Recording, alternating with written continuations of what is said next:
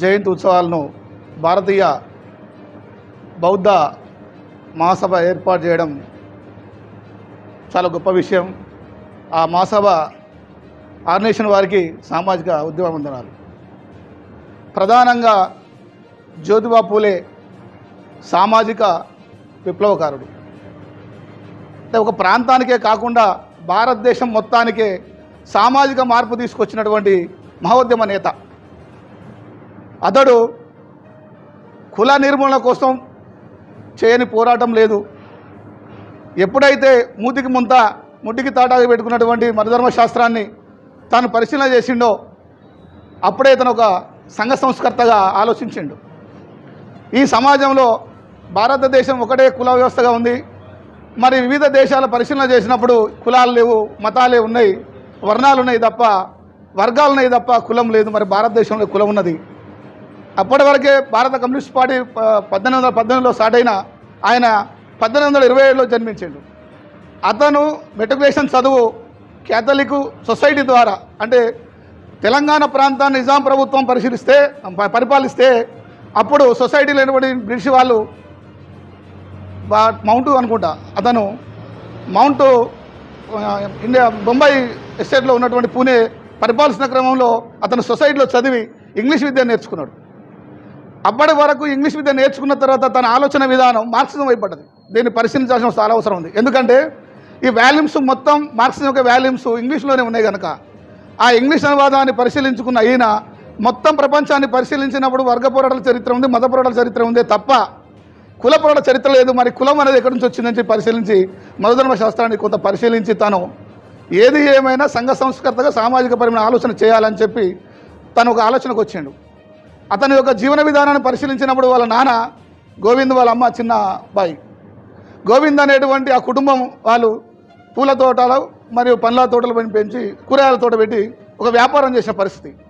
మరి ఆ పరిస్థితి నుంచి వచ్చిన చదువు అవసరం అనుకున్నప్పుడు శూద్రకు ఎంతో కొంత చదువు అవసరం అని చెప్పి ఒకటి మోడర్న్ ఏర్పాటు చేసినట్టు ఆ సొసైటీలో అందరు చదువుకున్న క్రమంలో ముస్లిం వాళ్ళు చదువుతారు. అంటే గొప్ప విషయం ఈరోజు రంజాన్ రోజే పూలే యొక్క జయంతి జరపడం అంటే చాలా గొప్ప చారిత్రక నిర్ణయం.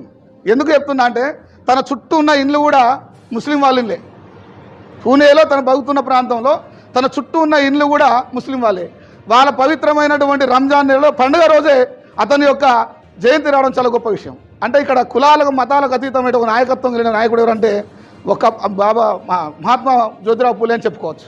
మరి మహాత్మా జ్యోతిరావు పూలే యొక్క జీవన విధానాన్ని పరిశీలించినప్పుడు తను 13వ ఏటనే పెళ్లి చేసుకుంటాడు. చేసుకున్నటువంటి వాడు గదిలోకి వెళ్ళిన తర్వాత సంసారం చేయాల్సిన స్థానంలో చదువు నేర్పుతాడు భార్యకు.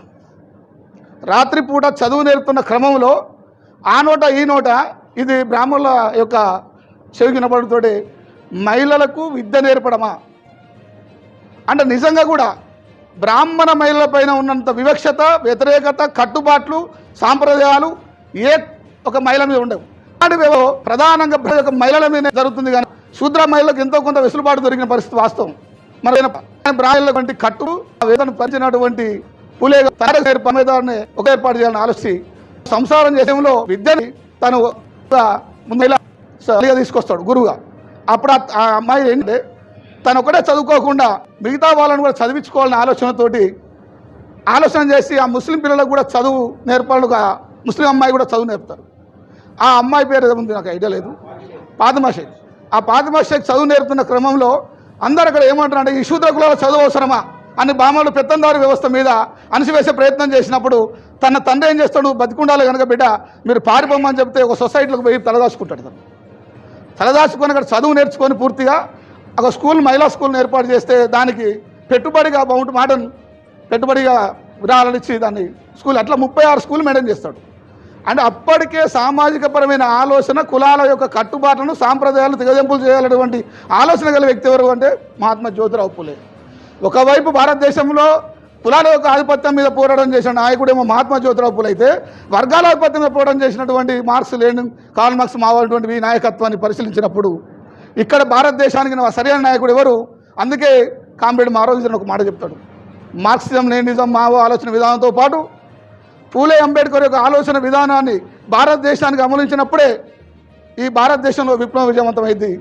కులంలోనే వర్గం దాగింది కనుక ఈ కులం యొక్క కట్టుబాట్లు సాంప్రదాయాలను వ్యతిరేకించాలనే ఆలోచన తీసుకొచ్చి ఒక సిద్ధాంతం ఏర్పాటు చేస్తాడు. తన ఆ పార్టీ నిర్మాణం ఎంతో కొంత తీసుకుపోయినప్పటికీ కూడా ఇంకోటి పూలే ప్రధాన ఏజెండా కూడా తీసుకో. కులానికి ముఖద్వారం ఏంటిది, అసలు కులం యొక్క ఎక్కడి నుంచి వస్తున్నాయి, కులద్వారం ఎవరని ఆలోచించినప్పుడు అగ్రకులం వాడు అనగారిన కులం స్త్రీని చేసుకున్నా కూడా అతను పుట్టిన పిల్లలు మళ్ళీ అగ్రకులం వాడి యొక్క కులాన్ని మోయాల్సి వస్తున్నది.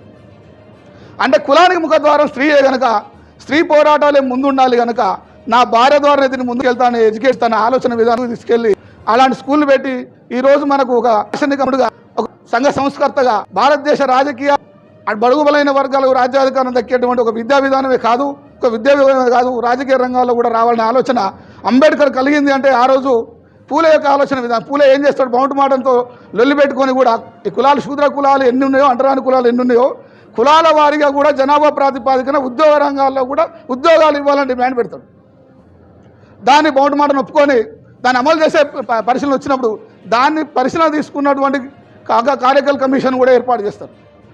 అంటే కాగా కాలేకర్ కమిషన్ ఏర్పాటు చేసింది ఎవరి ఆలోచన విధానం మీద, పూలే యొక్క ఆలోచన విధానం మీద. అంటే ఈరోజు అంబేద్కర్ తీసుకున్న నిర్ణయాలు కానీ, ఆలోచన విధానం కానీ, కాగా కాలేకర్ కమిషన్ తీసుకున్న నిర్ణయాలు కానీ, బీపీ మండల్ కమిషన్ కానీ తీసుకున్న నిర్ణయాలు కానీ పూలే యొక్క ఆలోచన విధానం నుంచి. అంటే ఆ రోజే మహత్తరమైన భారతదేశ నిర్మాణానికి ఒక గ్రంథాన్ని అందించిన వ్యక్తి మన పూలే గారు. ఆ పూలే గారు రాసినటువంటి గులాంగిరి పుస్తకాన్ని 1997లో మన ఆంధ్రప్రదేశ్, ఉమ్మడి ఆంధ్రప్రదేశ్లో తెలుగులో అనువాదం చేస్తారు. దానికి ఎవరో హైదరాబాద్ ప్రింటింగ్ ప్రెస్ వాళ్ళు చేస్తారు. దాంట్లో కూడా ఒక స్పష్టమైన నిర్ణయం చేస్తాడు. ఒక కులం పునాదుల మీద నీతిని కానీ జాతిని కానీ నిర్మించలేమని అంబేద్కర్ ఏం చెప్తాడో దాన్నే బేస్ చేసుకొని ఆ అనువాదం చేసిన వాళ్ళు దాన్ని ముందుకు తీసుకొచ్చారు. అంటే ఇప్పుడు మనం చేయాల్సింది ఏంటంటే